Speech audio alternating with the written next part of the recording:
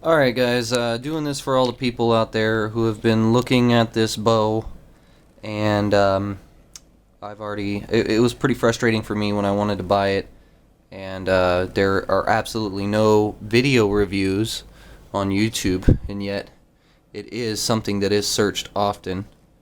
So I figured I'd do a little review for you guys. This is the High 5 Scorcher. The model number is 555. It's one of the 3 bows. I think it was only 3 bows they had on their website. It's available on Amazon. It is advertised as a youth compound bow with dual cams, magnesium riser, fiberglass limbs. I believe it was draw weight from 16 pounds to 29 pounds, and the draw length was 16 to 26 inches.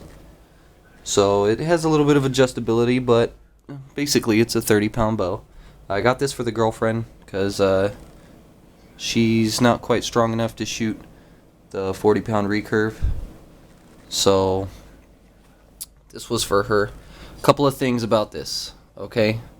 First things first, comes with junk arrows, of course. It's cheap. It was like $115 on Amazon, so you can't expect it to come with top quality parts. Other than the riser, limbs, cams, and string, everything else is pretty much cheapo. The string stop is okay, needed a little modification. And then our, I forgot what this is called, I think it's a guide, cable guide, I'm guessing.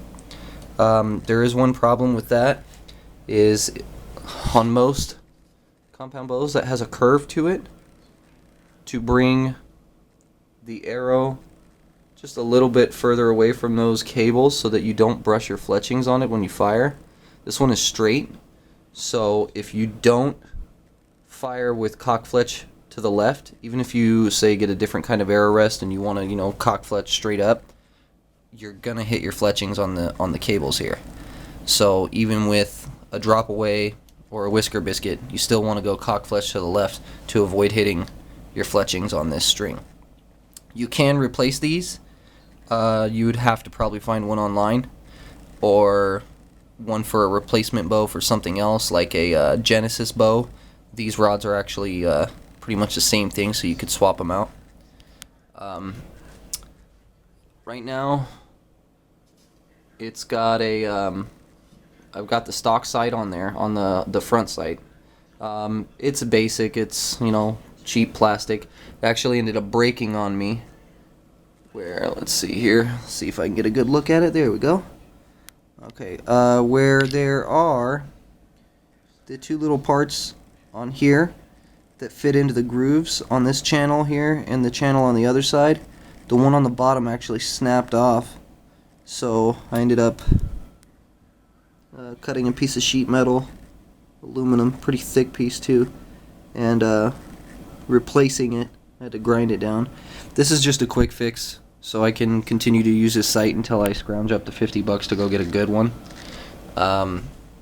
First things first, right off the bat, got rid of the finger savers. Okay, it's a compound bow. You don't want to shoot with your fingers. The reason why is because when you shoot with your fingers, you tend to twist the string, which causes derailments. Not a good idea. So, got rid of the finger savers immediately. Went and had a D-loop installed, and got a couple extras. And the hog-nose peep sight this thing comes with is absolute garbage. It's unusable. So I went and had them tie in a regular peep sight.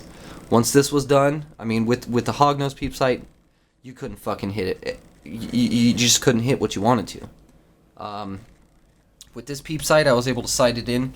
At 20 yards, I'm hitting the bullseye every single time. Every shot within an inch of the last. So it is a very decent bow. I also did buy a fall-away arrow rest, but because of the way this riser is, this right here, it was blocking off. I bought an Allen fall-away arrow rest, and it won't fit because of the way the riser is designed right here. So I'm going to have to look around and try and find a different fall away arrow rest that will fit with this riser. It's a little funny looking.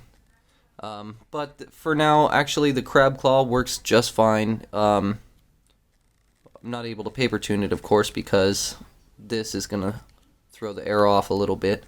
But as far as shooting targets, I mean, I'm hitting bullseye every time. This doesn't affect it very much. Drop away is always more, and I'll be able to paper tune it for her and get it going. She shot it. Right now, I have it adjusted at 29 pounds. Plus, I did bring down the draw length a little bit for her because she's got short, stubby arms. One other thing here on the string stop. Now, string stop is good and handy. You can do what I did, or you could do what most people would do, is just get rid of it. The problem with the string stop is, I'll try and get a decent lighting on it. Problem with the string stop is, and as you can see, I cut this away.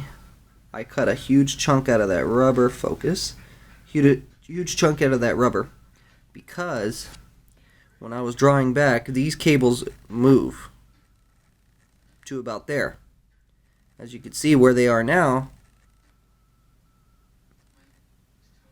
before I cut this chunk out, these were rubbing up against it and literally taking the rubber off.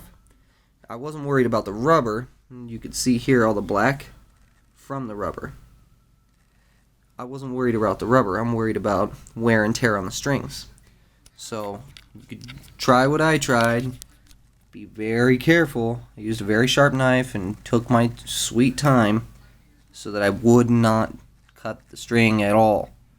I didn't want to even bump it with a knife.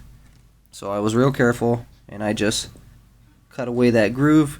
Now, when it draws back, this cable goes just past it, and then, or this one actually, I'm sorry, the bottom one stops right up against this little gap here, and then the other one goes just over it without rubbing. So no more contact with that. Other than that, for 115 bucks, it's pretty nice. You're gonna want to throw some money into it. Got some gold tip arrows for, just something. These aren't even the carbon ones. These are I believe these are the fiberglass ones. So the cheapo lightning gold tips, pretty good. These are rated for up to 35-pound bows, so you can see they're flexible. But overall, it's a decent bow. Just keep in mind, if you do decide to buy it, get rid of the finger savers. 2 reasons. 1, if you don't grip them correctly, your fingers will roll right off the string. 2, when you fire a compound bow with your fingers, you tend to twist the string. When you release, or say you pull back and you don't want to fire and you decide not to, and you go to let it forward, when you're using your fingers, you're tending to actually twist your hand without realizing it. That's when you get to derail. You'll twist it a little bit. As you're rolling it back, it'll roll right off the cam. And I've seen that happen up close. It is not pretty. Okay? So, get rid of the peep sight, the hog nose. It's garbage. Get in a real peep sight. If you can, get a new front sight, a 3-pin, a fiber optic. You can get them for like $30, $40, $50, around there for a really good one too. Put a D-loop on here. Use a release. Don't use your fingers on a compound bow. Even though it's 30 pounds, it's still dangerous. You can still hurt yourself. You can still break the bow. So there's that. Arrow rest is decent enough to use, but should be upgraded anyway. String stop is going to rub up against these wires here. Make sure you shoot cock fletch to the left no matter what kind of rest you're using. Other than that, it's pretty nice. Paint job is pretty cool, but when you get it and you look up close, you'll see it's pretty crappy. There's I don't know if you can see there's smudges and stuff, and parts where the paint isn't even on there, and white spots and stuff. It's pretty terrible paint job. It looks cool from a distance, but once you get up close, you're like, oh god, that's ugly. Yeah, maybe a clear coat would make it look pretty. All right. Well, that's my time. I hope you guys enjoy this. I hope it helps a whole lot of people out because um, it was really frustrating for me when I bought it. So, all right. Everybody have a good one.